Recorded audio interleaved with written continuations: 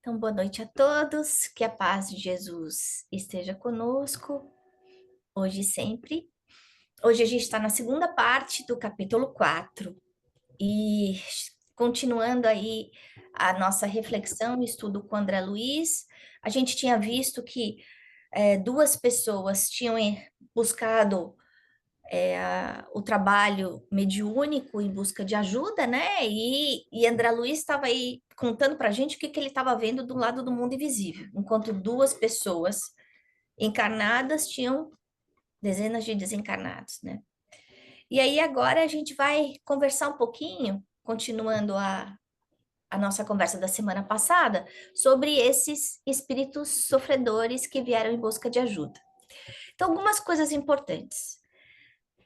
O perispírito é moldado através dos nossos pensamentos. Muitas vezes, quando a gente nasce com uma doença que não tem uma explicação aqui da Terra, por exemplo, eu tenho um câncer de pulmão, mas eu nunca fumei, eu nunca morei num lugar onde tivesse um nível de poluição muito alto, eu não tive acesso a nenhum tipo químico que lesasse o meu pulmão.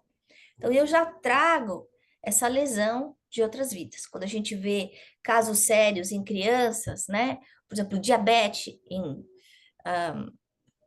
em criança, então não é que teve chance ainda de fazer uma bobagem em termos de dieta. Não, aquilo já vem carregado de outras vidas.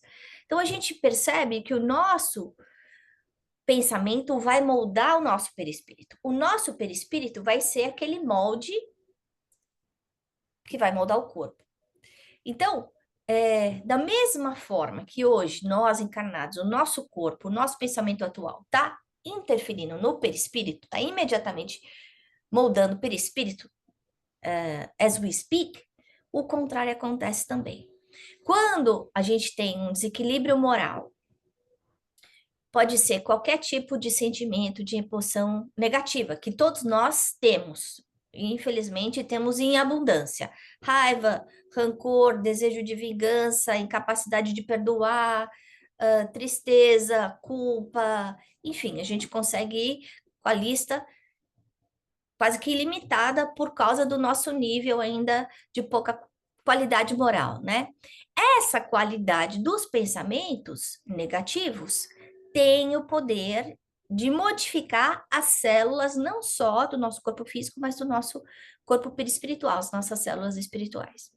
Da mesma forma, pensamentos bons conseguem curar o nosso perispírito. Pensamentos bons conseguem atuar nas nossas células do corpo. Isso não é só André Luiz falando, isso está inclusive no livro How God Changes Your Mind, explicando de como emoções positivas fazem mais conexão no nosso cérebro, melhoram nosso equilíbrio, ah, a nossa capacidade de entendimento do mundo, enquanto emoções negativas, como a raiva, limitam o número de conexões entre os dendritos, então lesam o cérebro, né?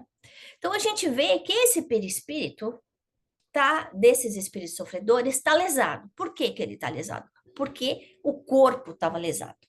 Por isso que eu quis explicar isso. O perispírito funciona de molde para o corpo que vai nascer do bebezinho. Quando a gente morre, o nosso corpo perispiritual vai estar sendo moldado por todas as emoções que a gente carregou.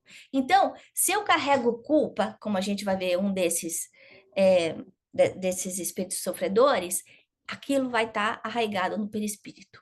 A gente tem que lembrar que é só no corpo físico que existem os órgãos. Então, eu pensar que eu chego lá com a minha barriga cortada porque eu morri, por exemplo, esfaqueado, ou com meu braço amputado porque eu tive meu braço amputado, isso não é necessário, desde que não esteja instalado na minha consciência. Daí a importância da nossa renovação mental. Esses espíritos, eles estavam envoltos numa nuvem ovalada, acinzentada, espessa, móvel, agitado por estranhas formações. Em alguns dos livros de André Luiz, especificamente no Libertação, a gente vê a descrição de ovoides, né? que são aqueles espíritos que estão tão concentrados no mal que eles acabam alterando a sua forma, eles vibram aquele desejo de vingança tão intensamente que eles completamente deformam o seu perispírito e ficam numa forma de ovoide e se instalam muitas vezes perto das pessoas de quem eles odeiam e ficam só emanando aquela vibração negativa. E muitas vezes esses ovoides são usados pelos espíritos inteligentes, mas, no entanto, malévolos, hipnotizadores, para fazer com que a gente fique doente, que é o que está escrito lá no livro Libertação. Então, o que a gente tem que fazer? Se a gente tem uma enfermidade aqui na Terra, uma enfermidade séria, ninguém está falando para não procurar médico, não, a gente tem que procurar médico, a gente tem que procurar ajuda física, psicológica e espiritual, né? Todas as possibilidades que a gente tem de pedir ajuda, a gente tem que buscar essa ajuda. Mas se a gente renovar os nossos pensamentos e a ciência da matéria está trazendo isso cada vez mais, a importância da terapia do perdão, a importância do otimismo, a importância da meditação, a importância do relaxamento, a gente vai estar renovando o nosso campo mental. A gente vai estar ligando mais os lóbulos frontais, desligando a parte do sistema límbico, que é da onde vem a nossa raiva, o nosso passado nebuloso. E aí a gente consegue, em vez de reagir, a gente consegue agir perante os problemas que a gente tem no dia a dia. Então, esses espíritos sofredores estão nessa condição, sofrendo do jeito que eles estão, esses dois que a gente vai avaliar hoje, né? Estudar com o André Luiz, porque eles morreram assim como eles viveram. Os sentimentos, os valores, as dores, os medos, as culpas continuaram após a morte, né? Então é importante, essa frase que André Luiz fala, coloca aqui para nós, que a renovação mental é a renovação da vida, a nossa vida é reflexo dos nossos pensamentos. Então é como se eu tivesse um par de óculos que eu coloco, e são com essas lentes que eu estou simbolizando pelo pensamento, que eu vou estar enxergando a minha vida. Se eu tiver com óculos de lentes escuras, eu vou estar enxergando coisas ruins. E quando a gente está procurando coisas ruins, quando a gente está procurando problema, adivinha o que é que acontece? A gente só encontra problema, a gente só encontra coisas ruins, né? Então, se a gente esquecer de todo o resto, que a gente se lembre disso, né? De André Luiz, mais uma vez, trazendo para nós a importância do pensamento nos dois planos da vida. Pensamento como cura ou como doença do corpo, pensamento manipulando e moldando o nosso perispírito mostrando as nossas obras, né? Então, é como se o corpo fosse aquela carcaça que, de alguma forma, disfarça aquilo que a gente pensa, aquilo que a gente é. Porque todos nós temos a nossa máscara social para conseguir viver em sociedade, né? A gente não pode aqui ficar falando tudo que a gente pensa para todo mundo, senão a vida vai ficar impossível. Então, a gente tem um verniz social e tem que ter. Mas se esse verniz social estiver alterando o nosso lado moral, a nossa ética, a nossa conduta, esses malefícios vão conosco para qualquer lugar, como uma tatuagem que está impregnada no corpo da gente, né? E o túmulo, o que vai fazer, vai ser basicamente dar um banho de cachoeira nessa carcaça e a gente vai estar mostrando todas essas imagens negativas que a gente traz dentro de nós, né? Então, é como se as nossas máscaras que estavam aí sendo usadas durante a encarnação caíssem. Então, o nosso pensamento no plano espiritual vai imediatamente refletir na qualidade do perispírito. Por isso que quando a gente está fazendo um trabalho de desobsessão, é importante a atuação dos médiuns, porque os médiuns vão estar fazendo a doação do ectoplasma. E esse ectoplasma, essa matéria vital, que é doada pelos seres orgânicos encarnados, ela vai estar ajudando a reestruturar a remoldar esse perispírito junto com a transformação do pensamento do obsessor. Então, não basta a gente tomar passe. Não basta a gente receber um passe se a gente não trabalhar a nossa renovação mental, que é como se eu estivesse colocando água limpa dentro de um copo sujo. A água vai ficar suja. Então eu vou lá, tomo passe, mas eu saio continuando sentindo todas as coisas que eu sentia antes. Então a gente não vai sair do lugar, né? Os nossos pensamentos vão sempre estar dentro do nosso espírito, de nós como espíritos eternos. E a gente vai trazer na nossa consciência como se fosse um mata-borrão, uma cópia de todas as nossas escolhas morais, boas ou ruins. Então, se aqui muitas vezes a gente casa e fica querendo que o parceiro seja o responsável pela nossa felicidade. Tem gente que tem filho achando que o filho vai ser a cura para todas as dores de solidão ou de tristeza, ou vai consertar o casamento. Não. Cada um de nós é senhor da nossa vida. Cada um de nós cria todos os dias a felicidade ou a infelicidade. O nosso destino é baseado nas nossas escolhas, né?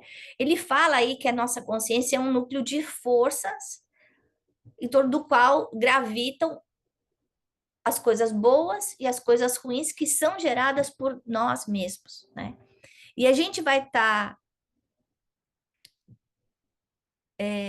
convivendo com aqueles espíritos que têm a mesma faixa, mesmos valores, mesmas características que a gente. Mas uma coisa que é importante a gente pensar aqui, a gente está avaliando esses dois espíritos sofredores que foram em busca de ajuda, que estão sendo ajudados, né? Como será que estava acontecendo? O que será que estava acontecendo com os encarnados? Se esses espíritos estavam nessa condição, os encarnados estavam com sintomas semelhantes ao que eles estavam recebendo desses espíritos que estavam perto deles. E os casos em estudo aqui são de dois espíritos sofredores. Um que está com um braço ressecado, né? Que é efeito do pensamento de culpa que ele tem, e o outro é uma amnésia. No caso da amnésia, muito interessante. O espírito esqueceu o próprio nome. Provavelmente ele fala, isso eu achei muito interessante. Enquanto ele estava encarnado, provavelmente ele foi algum médium, fez aí trocas com os espíritos, né? Por exemplo, você me ajuda a falar o futuro da Lúcia, o que vai acontecer com a vida da Célia, a Célia me paga, a Lúcia me paga, e depois que ele desencarna, aqueles espíritos que ajudaram ele, né, nessa conduta, nesse trabalho, vão cobrar, né? Então, nesse caso, provavelmente ele está sofrendo uma obsessão, uma subjugação no plano espiritual, uma hipnose. Ele não lembra nem quem ele é, quem ele foi, o que, que ele fez. E isso é uma coisa importante para a gente repensar, porque a gente sempre pensa de obsessão de desencarnado para encarnado, que é o mais óbvio. Mas não. A obsessão pode ser de encarnado para encarnado. Pode ser de encarnado para desencarnado. Pode ser de desencarnado para encarnado. E a obsessão também pode ser de desencarnado para desencarnado, né? Esse espírito que estava hipnotizando provavelmente tinha esse conhecimento mnemônico, né? E de como alterar a parte neural do outro. Então a gente vê que o conhecimento intelectual do espírito não tem nada a ver com o conhecimento moral. Ele estava, esse espírito obsessor que está obsediando, está hipnotizando esse espírito necessitado e que está com amnésia, tem um conhecimento intelectual. Ele podia usar essa sua capacidade mnemônica para ajudar os outros, né?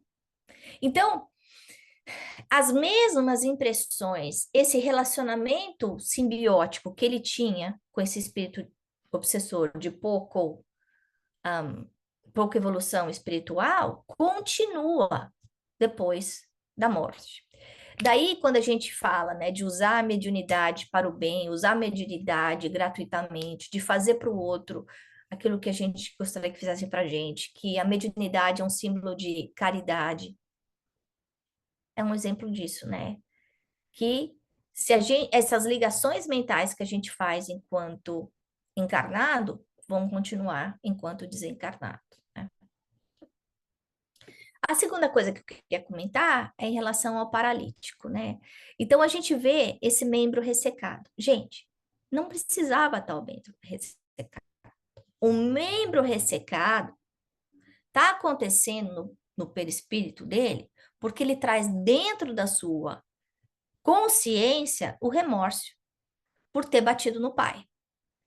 Então, o pai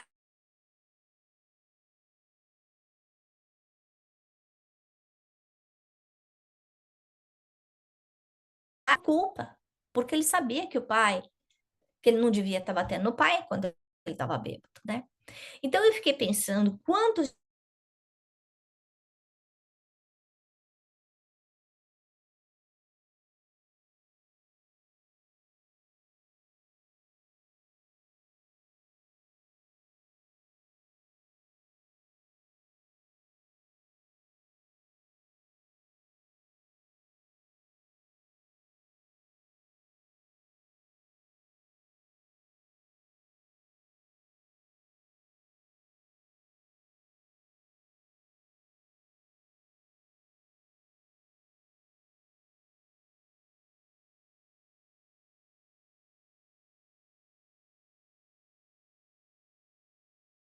caiu a minha conexão aqui, desculpe. Então eu fiquei pensando quantos de nós não recebemos algum tipo de informação dos nossos pais, dos nossos entes queridos, falando: você é burra, você é incapaz, você não sabe o que você faz. E de alguma forma, a gente toma essa, essa análise como verdade, né? E sofre. E quando a gente precisa entender que essas acusações, elas só são válidas se a gente quiser, né? Então, no caso, o que está tornando o braço dele desconjuntado não é o que o pai falou, é o que ele trouxe para ele. É essa culpa, é esse remorso, é essa autossugestão que está cristalizada dentro dele por causa das escolhas infelizes que ele fez no passado, né? Então, os problemas do corpo físico não necessariamente precisam continuar no corpo espiritual após a morte. Então, por exemplo, se eu tenho uma doença muito séria hoje, mas eu trato essa doença com respeito, eu cuido do meu corpo, eu cuido da minha saúde, essa doença ela está funcionando como um filtro de limpeza para o meu perispírito. A hora que eu desencarnar, eu me livrei daquela dor, né? Agora, se eu passo por uma doença, é, não sabendo aceitar a doença, ou se eu maltrato o meu corpo, desrespeito através da alimentação, através do abuso da bebida, através do abuso de droga, de, enfim, legal ou não, ou ilegal. A hora que eu falecer, que meu corpo ficar, eu vou estar trazendo aquilo na minha consciência e necessariamente esse sofrimento. Por quê? Porque esse sofrimento foi causado por responsabilidade minha, por culpa minha, e eu vou ter remorso dentro da minha consciência, né? Normalmente isso acontece quando a gente tem uma baixa condição moral, né? No caso dele, ele ainda tinha o aspecto mais, o complicômetro do abuso do álcool, do vício do álcool. Então, provavelmente, ele ainda lesou, por exemplo, o fígado dele, por causa das escolhas ruins que ele fez em relação às bebidas. Então, o trabalho espiritual que está acontecendo lá, a gente vê que cada sofredor desencarnado que está lá buscando auxílio, vai chegar trazendo mazelas, doenças do perispírito, Então, quando a gente está num trabalho mediúnico, a gente tem que entender que os espíritos que vão chegar, muitas vezes vão estar chegando maltrapilhos, vão estar chegando cego, vão estar chegando cheirando mal, vão estar, por exemplo, se o espírito passou anos e anos bebendo, ele pode chegar cheirando a álcool, por exemplo. Ele pode ter cometido um suicídio e tá sem os braços ou sem as pernas, ele vai chegar sem os braços e sem as pernas. Ele pode, enfim, ele vai estar sempre trazendo as mazelas no perispírito que foram, que aconteceram durante a encarnação, desde que ele não tenha renovado a sua mente, né? Então, a gente tem duas formas de crescer, através do amor ou através da dor. Muitas vezes esse sofrimento que eles estão sentindo, que eles estão passando, é a oportunidade de renovação que eles têm para mudar o seu pensamento. Muitas vezes é quando a gente chega no rock bottom que a gente fala, não, agora eu tenho que mudar, não dá mais. Então, a baixa qualidade do pensamento vai trazer sofrimento. Esse sofrimento vem por quê? Por causa da nossa culpa, do remorso, da raiva, das emoções negativas. E essas emoções negativas vão estar fazendo danos ruins, provocando danos ruins no nosso perispírito. Uma coisa que eu quero comentar. Da mesma forma que esses espíritos estão sendo trazidos para o centro espírita pelos encarnados, isso acontece com a gente também. E muitas vezes a gente vai no centro espírita e a gente viu isso na análise desse capítulo na semana passada. Eu chego no centro, começa a bocejar, começa a ficar com sono. Ou a hora que eu tenho que ir para o centro, é aquela hora que me bate um cansaço, falando assim, ai meu Deus, eu não aguento mais. Acho que eu preciso tirar uma soneca. E não, hoje o meu dia foi muito complicado. Alerta, sinal vermelho, luz piscando. Por quê? Porque muitas vezes é a atuação do obsessor não querendo que a gente consiga passar por essa renovação mental, para que a gente não se transforme, para que a gente continue nessa ligação simbiótica, mente a mente, com esse espírito pouco evoluído. Infelizmente, a gente tem aí inimigos no plano espiritual que são resultado das más escolhas que a gente fez do passado. Então, o obsessor de hoje é aquele que a gente fez sofrer na vida passada, né? Então, e pela lei de ação e reação, é a lei de sintonia, porque André Luiz fala para gente, o culpado sempre traz a culpa dentro de si, sempre. Então, vai estar sempre com essa conexão chave-fechadura. Esse culpado vai estar alinhado pela afinidade espiritual, eu fiz o mal, aquele recebeu o mal, com aquele obsessor. Enquanto eu não modificar o meu padrão vibratório, enquanto eu não renovar minhas atitudes, e daí a importância da reforma íntima, a gente vai continuar sofrendo. Outra coisa que eu quero comentar é que muitas vezes a gente está em casa e a gente sente aquela alteração instantânea de humor, né? Então, a gente chega bem em casa e de repente, pumba, acontece, alguém fala uma coisinha, a gente muda, azeda, assim, vai de 0 a 100 em termos de emoção muito rápido. Cuidado, porque muitas vezes isso também é a gente se sintonizando com algum espírito que está na nossa casa, que está interessado na desarmonia do nosso lar. E aí a gente volta à importância de fazer o evangelho no lar, que é uma forma de harmonizar a nossa casa, é uma forma de limpar a nossa casa espiritualmente e é uma forma de caridade com aqueles espíritos que estão na nossa casa. Então a gente pode perguntar, mas como é que eu faço para não trazer espírito para minha casa? Difícil. O que a gente pode fazer é trazer espírito bom em vez de espírito ruim, porque a gente vai ter sempre a companhia de testemunhas invisíveis, como Paulo de Tarso falou para a gente. Sempre. Então, nós estamos aqui, a Maria já está na casa dela, a Lúcia está na casa dela, a Célia está na casa dela, eu estou na minha. Aparentemente, todas nós vazias, todas nós sozinhas na sala. Não estamos sozinhas. Quando a gente tem um compromisso como esse, o plano espiritual muitas vezes traz espíritos para ouvir junto conosco, para educar esses espíritos que estão junto conosco. Num caso desse, a gente não sabe se na nossa casa tem um espírito, por exemplo, que está com muita dor de cabeça.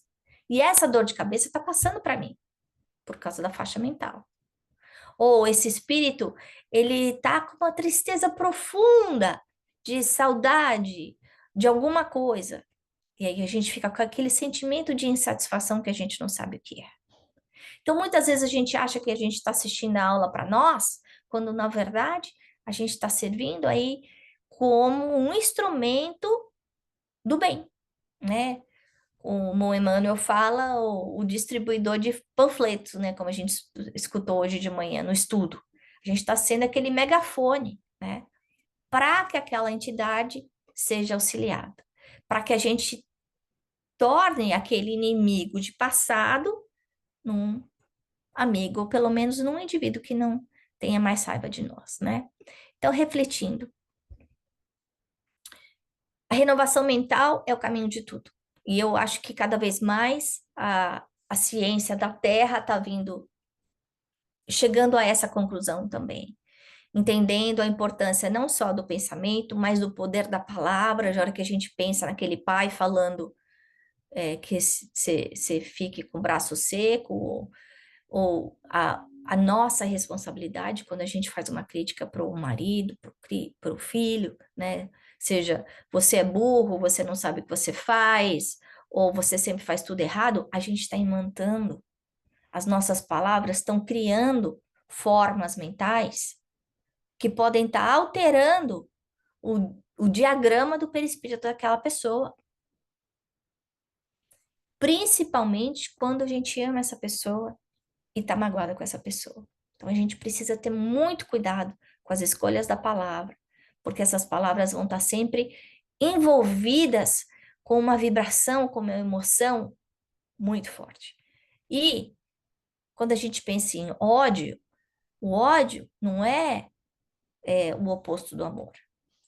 O ódio é o amor doente, né? A gente sabe que a ausência de sentimento é o oposto do amor, quando aquela pessoa é ignorada, esquecida, né? A outra coisa é o efeito da culpa, do remorso, do rancor no nosso perispírito. A gente tem que lembrar que não é que a gente tem que deixar para trás e não se preocupar com os erros de passado. Não, a gente tem que se preocupar. Como? Fazendo o bem.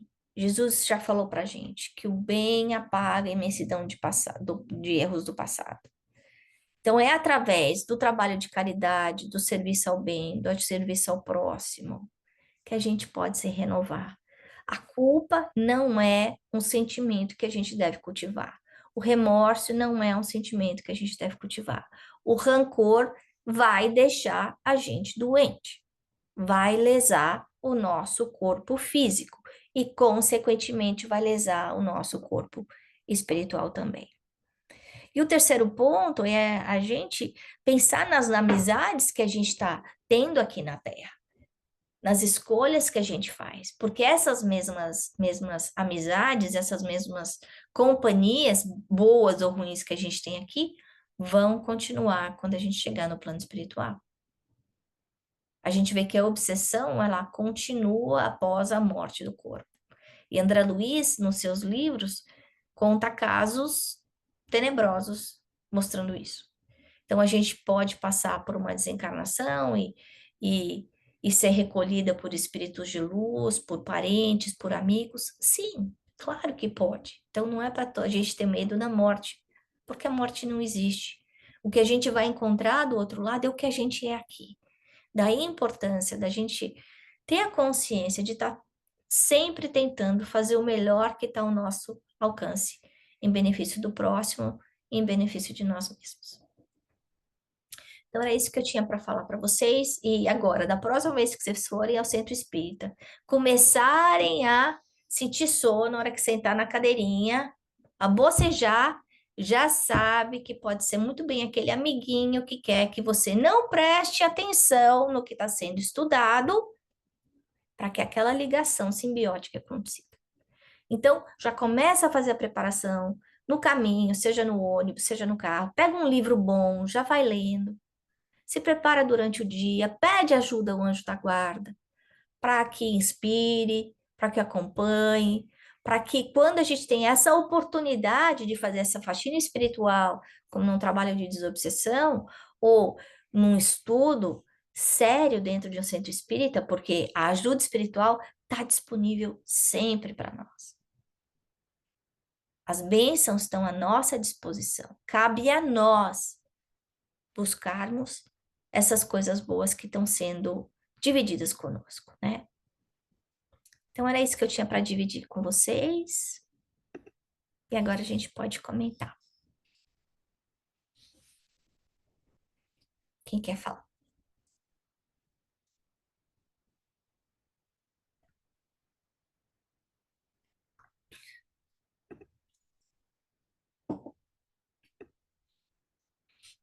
Maria já não quer comentar alguma coisa?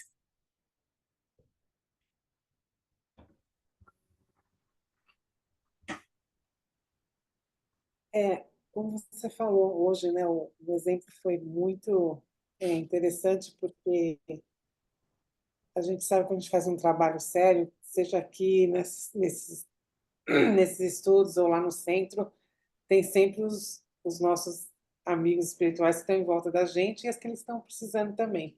E hoje foi assim uma prova, né, dessa que a gente tem que estar sempre em boa sintonia, sempre estar pensando em coisas boas para poder não só atrair os nossos mentores, mas também estar bem para passar uma mensagem boa para os que estão precisando, né? Senão a gente vai ficar na mesma sintonia e vai acabar esculhambando tudo, né?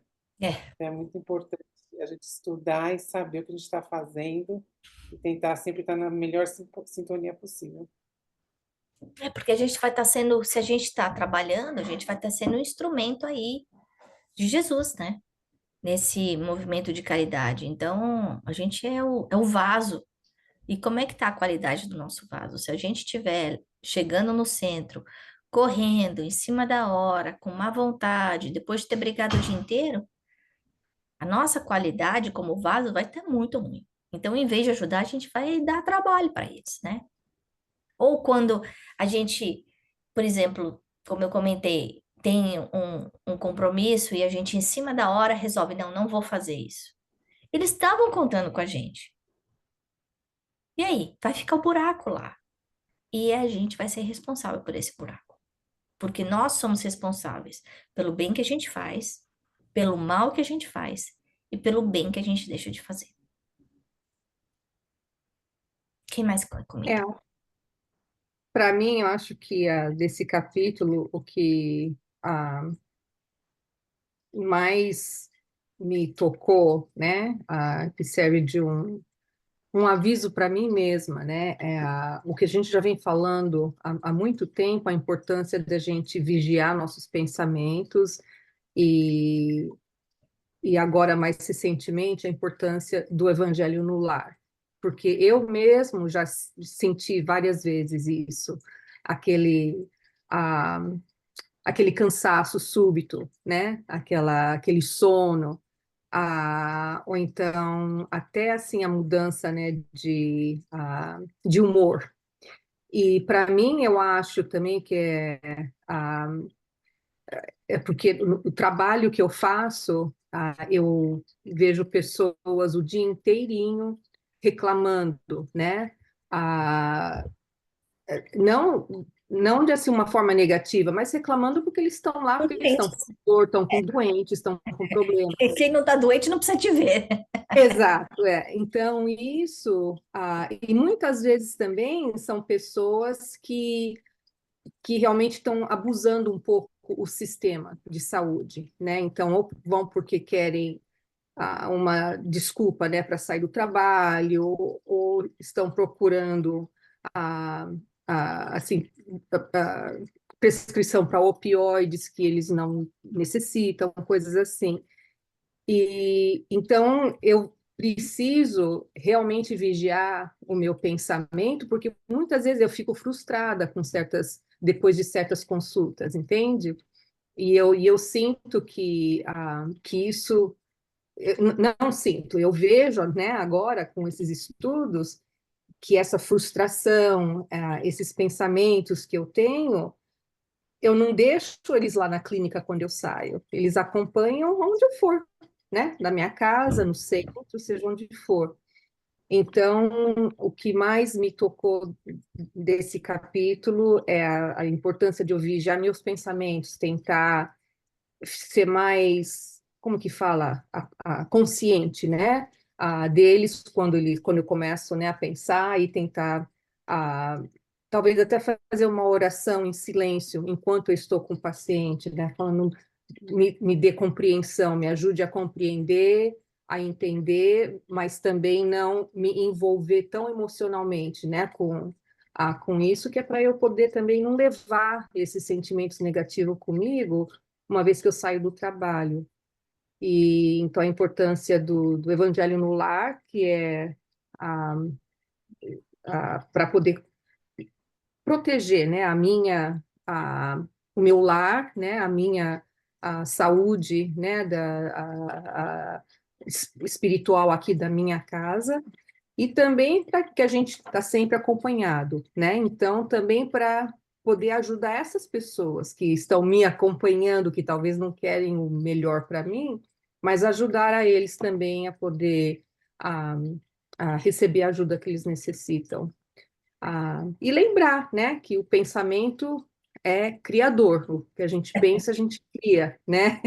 Então, tentar sempre lembrar disso, não esquecer que é para a gente não ficar criando coisas ruins, né? Coisas que a gente não quer levar com a gente para a vida eterna. Às vezes até pensar em fazer uma prece a cada vez que você termina um atendimento, sabe? Para você se É, desligar. Nesse livro aí que a gente estava comentando, fala da importância da gente ter compaixão, né? Isso da gente conseguir se colocar no lugar do outro, mas ao mesmo tempo, como você falou, ter essa compaixão, mas sem esse envolvimento, né? O entender, o respeitar, mas tem coisas que são, o certo é certo, o errado é errado. é, E aí, de repente, terminar esse atendimento, fazer uma prece, pedindo a higienização, né? Pedindo que essa pessoa possa ser ajudada, os acompanhantes também, e que eles possam ser levados para o lugar onde eles possam ser atendidos, né? Porque eu consigo entender, você tem uma profissão tão linda e deve tomar chumbo 10 vezes por dia, né? Porque a gente jogando caminhão de lixo o tempo inteiro, reclamando o tempo inteiro, e você ainda passando aí por essas situações éticas complicadas. Então, a prece é a nossa grande defesa numa coisa como essa, principalmente porque esses doentes vão estar chegando com os doentes desencarnados, né? A salinha fica cheia, não só de encarnado, mas com doente desencarnado também, né? E muitas vezes eles vão embora, muitas vezes não. De repente vão para casa com você.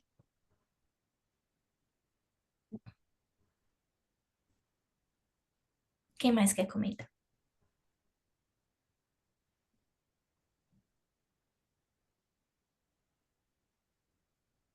Quer comentar, mamãe? É, rapidamente eu vou contar para vocês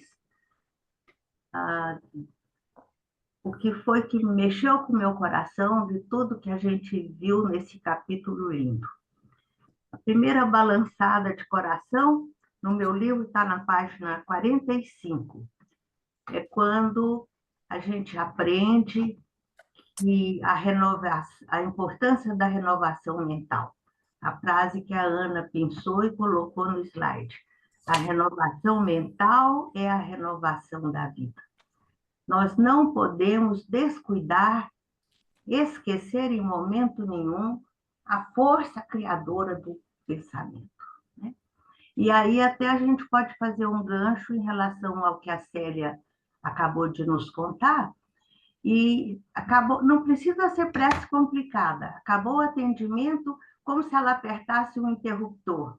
Que Deus abençoe o doente, que Deus abençoe os acompanhantes do doente, que Deus me abençoe. Pronto. Essa projeção mental já é higienizadora, harmonizante e cuida de nós, né? A segunda parte que mexeu comigo está na página 47, o último parágrafo do meu livro. Então, ainda falando acerca da importância do pensamento.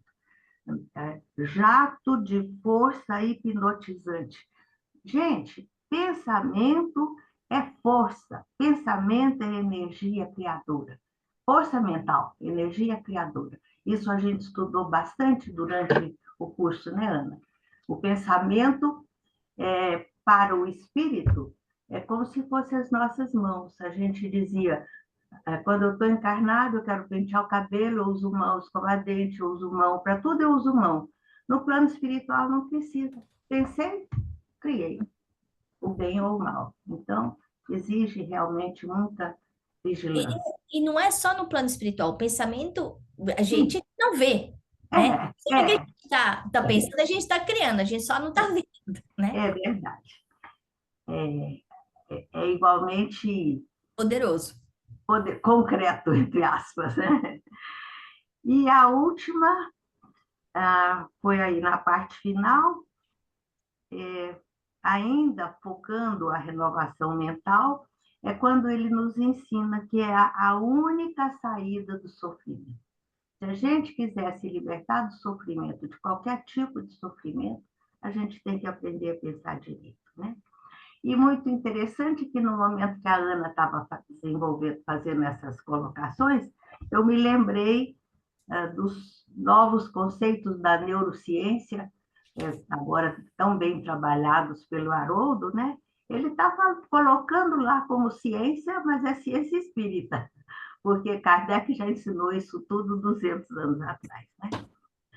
Mexeu muito comigo, recordar, porque saber a gente sempre sabe, né? O efeito da culpa, do remorso, do rancor, né? Do melindre, de coisas assim que a gente deixa acontecer, deixa o lixo entrar na nossa mente, no nosso coração, na nossa vida, nos nossos relacionamentos, sem pensar que nós mesmos estamos adoecendo o nosso perispírito. Porque no estudo do Livro dos Espíritos, a gente estudou uma pergunta que diz: o corpo adoece, o perispírito adoece, e em função disso, o espírito adoece. Eu queria fazer um comentário que eu lembrei. Eu estava conversando com uma amiga minha que é terapeuta sobre um caso de um adolescente em que o pai violentava a mãe, abusava, batia mesmo na mãe. E, e aí a criança com novinha, tipo, a partir da sexta, sétima série, começou a fazer ginástica para conseguir ficar forte. A mãe teve câncer durante anos. Então, imagina, mãe frágil com câncer, o pai abusando da mãe. E então ele foi ficando forte durante 2 anos para um dia conseguir revidar o pai. E aí ele revidou o pai foi para cadeia. A gente está falando de uma família de classe média alta aqui em Portland. O pai foi preso, ficou um tempo na cadeia, a mãe colocou order restriction, e o menino é uma graça, super maduro e sofre bullying na escola. E eu achei muito interessante que o menino não perdoou o pai já tentou a reaproximação, o menino não quer saber a reaproximação com o pai. E o que essa minha amiga terapeuta comentou é que porque o menino não perdoou o pai, olha só o pensamento, ele acaba não se sentindo merecedor de ter bons amigos e sofre bullying na escola, apesar de ser um menino do bem. Então, muitas vezes a gente precisa desse perdão libertador para que a gente possa ser feliz, né? É uma questão de sintonia, né? E aí a gente fica pensando, mas como, né? Se imaginar pensar o marido batendo na mãe durante tantos anos, uma violência tão grande, a mãe com câncer, né? Uma daquelas histórias horrorosas. O pai foi o filho que chamou a polícia e que mandou prender o pai. Ainda teve essa. E Difícil perdoar, né? Mas enquanto ele, isso do ponto de vista psicológico, não estou falando de espiritismo, né? Mas de espiritismo é o que a gente está vendo aqui com André Luiz. Enquanto não houver esse perdão, essa criança, esse adolescente, esse quase adulto agora, né, que está com 17 anos, ele não vai conseguir ser feliz. Então a gente fica achando que não vou perdoar o outro porque o outro não merece, quando na verdade o perdão não é para o outro, o perdão é para mim. Uhum. Né? Deixa eu só falar uma coisa que me marcou, que você falou logo no início do encontro, foi Uhum. falando sobre a doença, que às vezes a gente já vem com uma doença e a gente não sabe, né?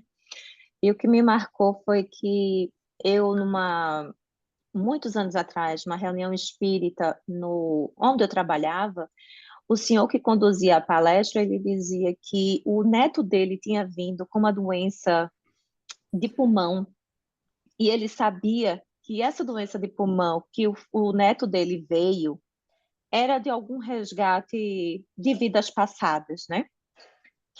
Alguns anos depois, eu engravidei de Benjamin. Benjamin veio o quê? Com a doença de pulmão. E para mim, eu assim, não sei, né? Eu assimilei que aquilo dali, como ele era tão novinho, que aquilo dali dele, muito possivelmente era um resgate dele espiritual, né? Uhum.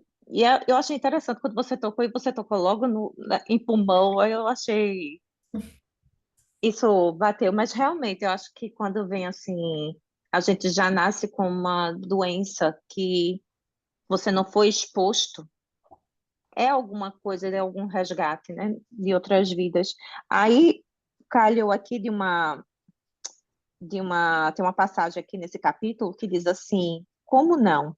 A morte é a continuação da vida, e na vida que é eterna, possuímos o que buscamos. Então, acho que, não sei se tem uma conexãozinha aí. Sim, a gente sempre vai encontrar o que a gente procura, né? Se eu fico procurando problema, adivinha o que que eu vou encontrar, Andréia? Problema. Quando Jesus fala buscar e achareis, ele não estava falando buscar e achareis só o que é bom, não. Ele estava falando Não é isso que dizem, né? qualquer Quando coisa. você vai muito para médico, você sempre vai achar alguma doença. Pois é, pois é. Se a gente ficar procurando, a gente vai achar. Bom, Uhum. alguém mais quer falar antes da gente encerrar? Já deu o horário? Então, vamos encerrar.